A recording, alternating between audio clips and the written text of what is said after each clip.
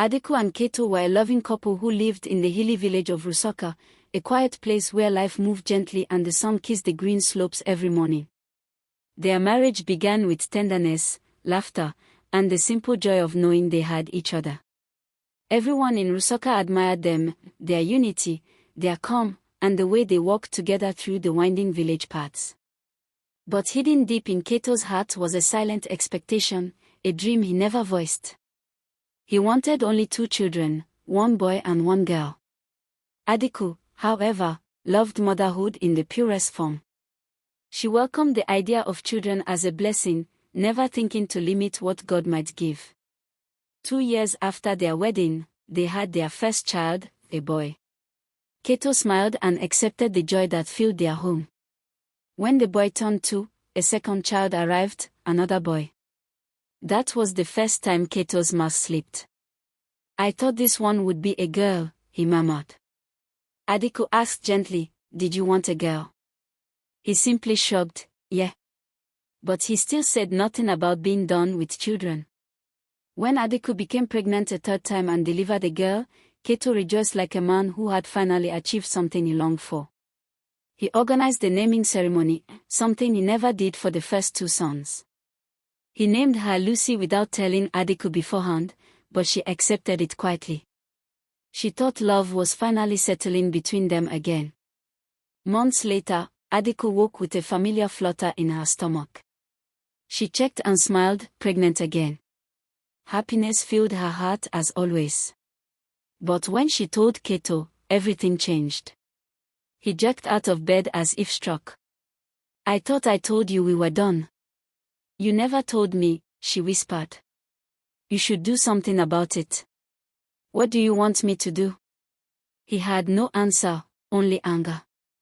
For 9 months, Adaku endured the coldness of a man she barely recognized. He stopped providing, shouted at her over little things, and carried bitterness like a shadow.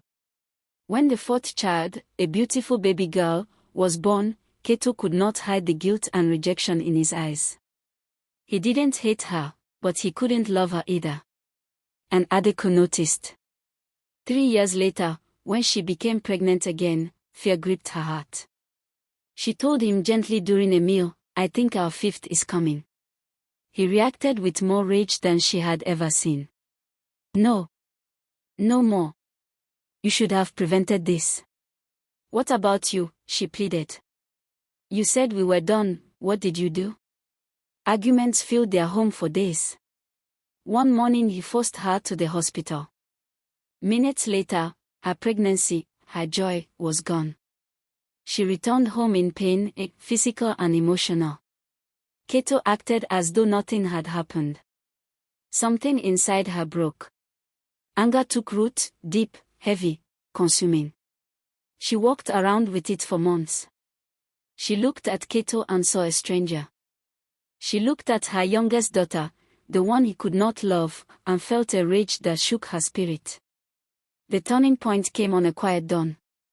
Her last-born daughter slept peacefully beside her, small hands curled like tiny promises. Adaku knew staying in Rusaka would destroy both of them. She made a choice. Before the sun rose over the hills, Adaku lifted her last-born into her arms, packed a small bag, and walked away from the home she once cherished. She didn't look back, her heart was too wounded, her spirit too tired.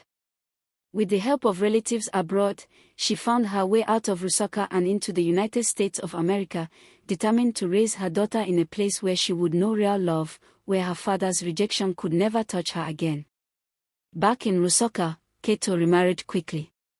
His 3 older children grew up under the care of a stepmother, a woman who tried, but could never replace their mother.